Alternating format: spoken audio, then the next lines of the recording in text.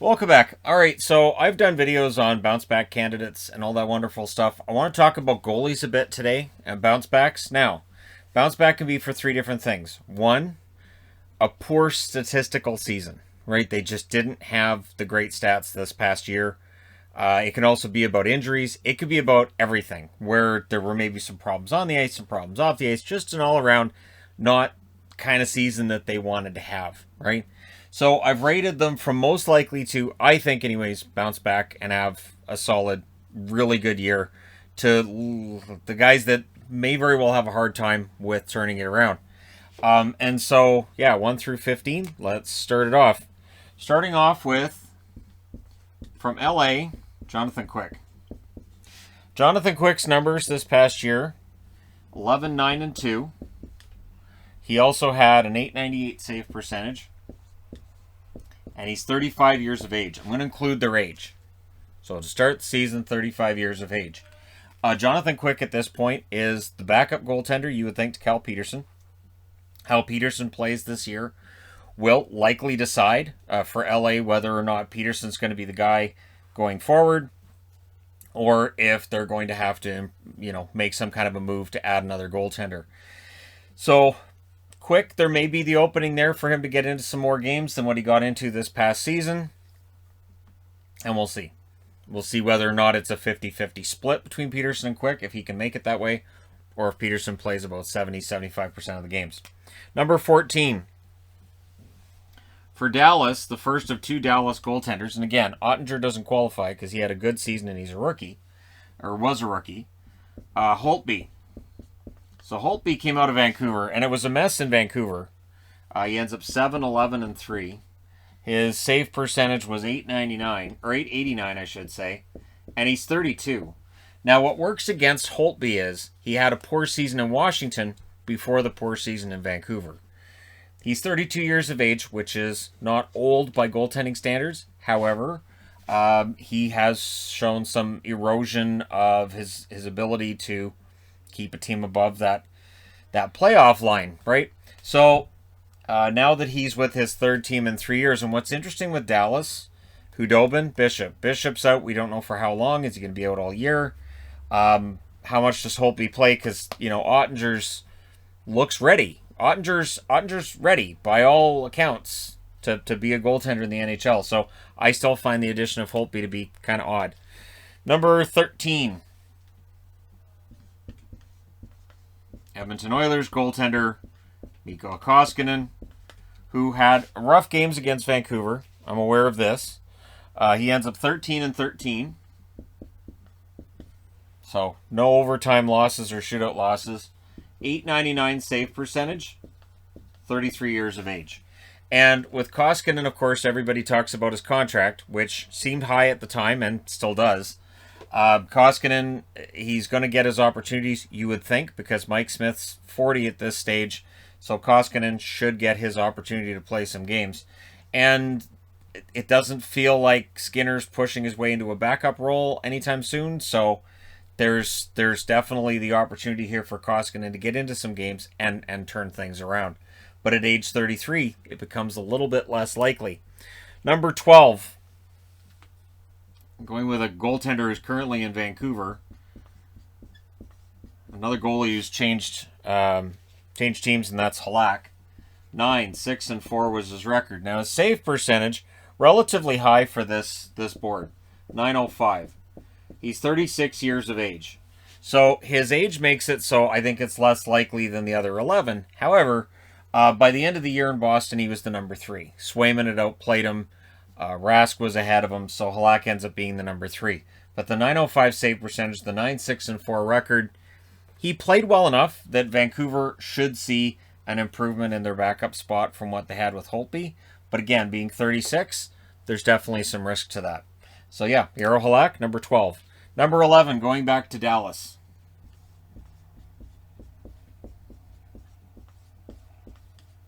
A lot of European goaltenders to start. So you got Koskinen, Halak, and now Khudobin, who finished 12, 11, and 7.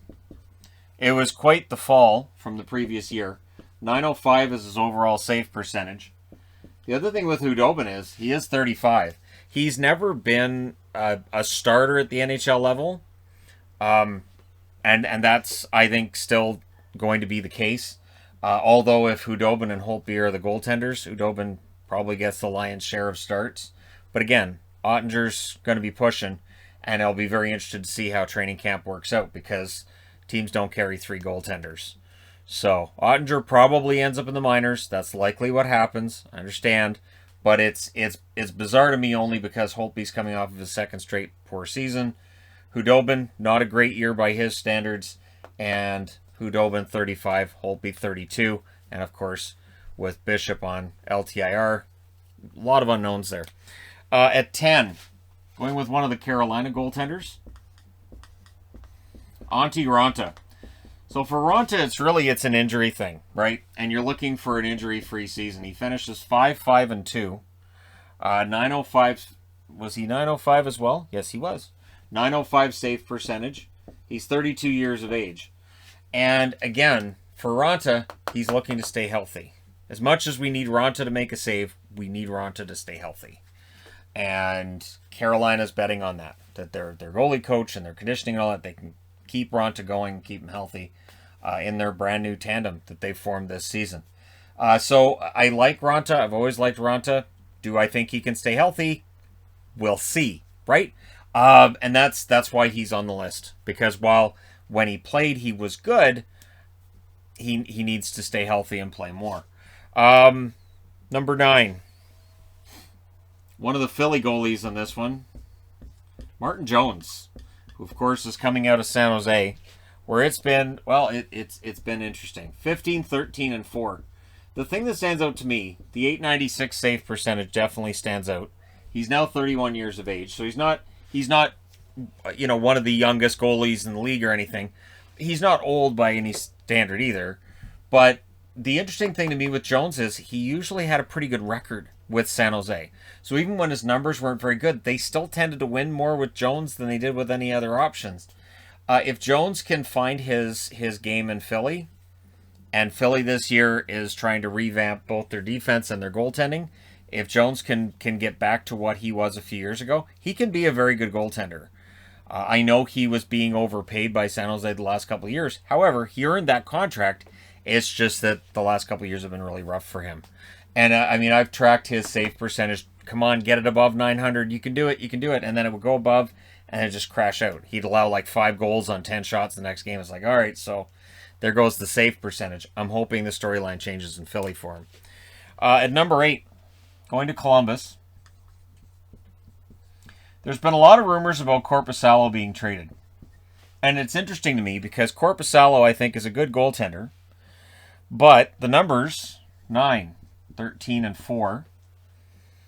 He also had an .894 save percentage.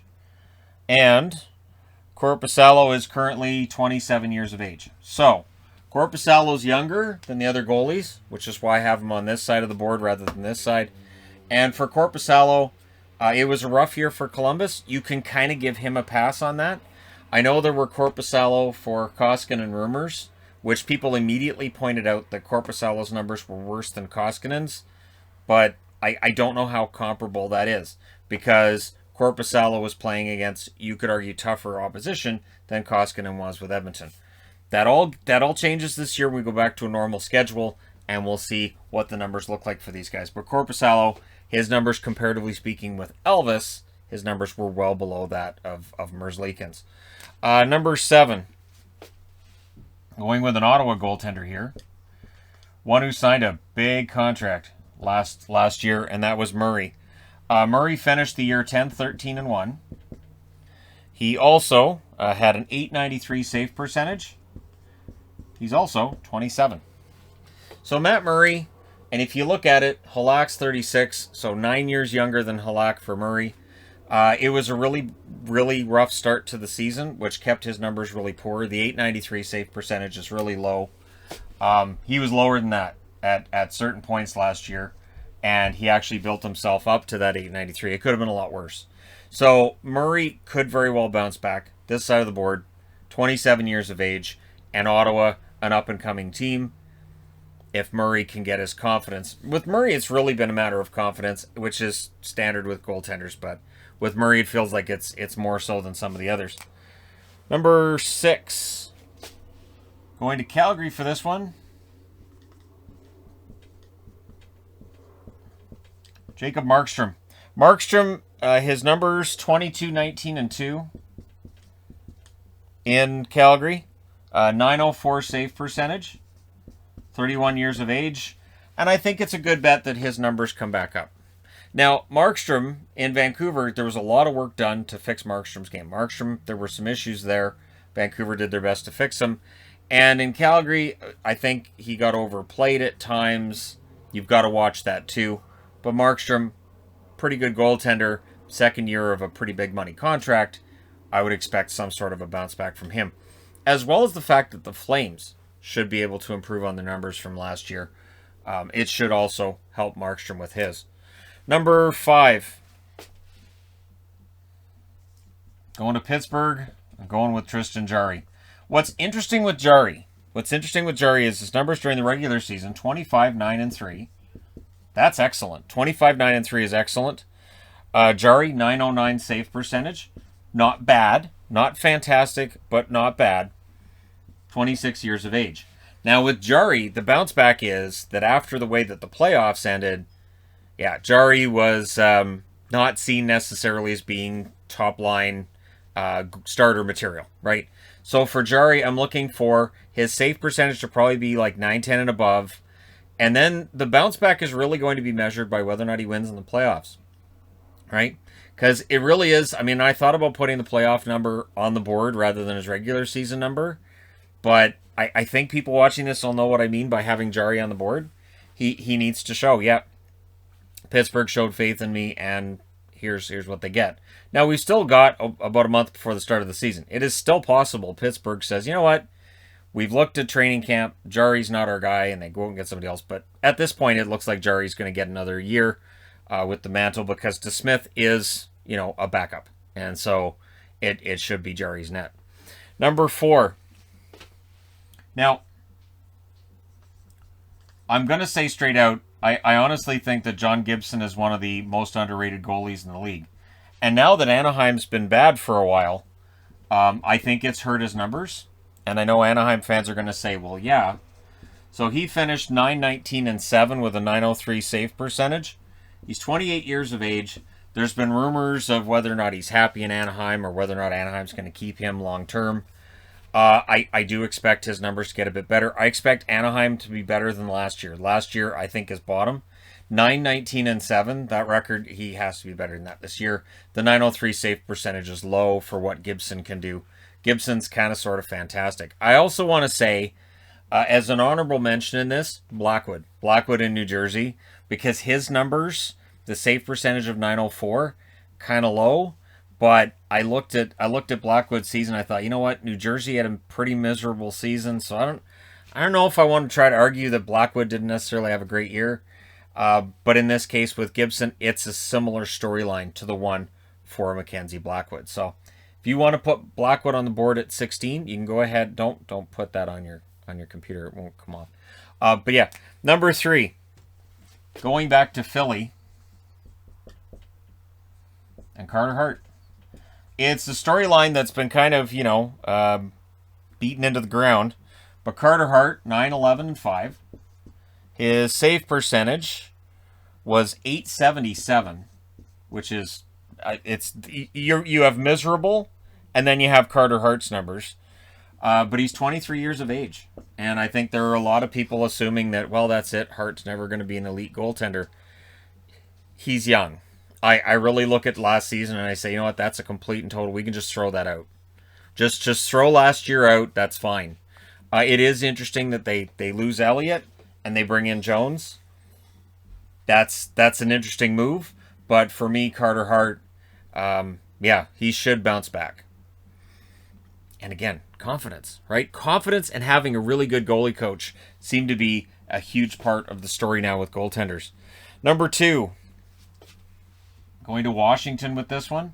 So here's the interesting thing. It's another goalie whose numbers were actually pretty good in Samsonov. But if you notice, he finishes 13-4-1.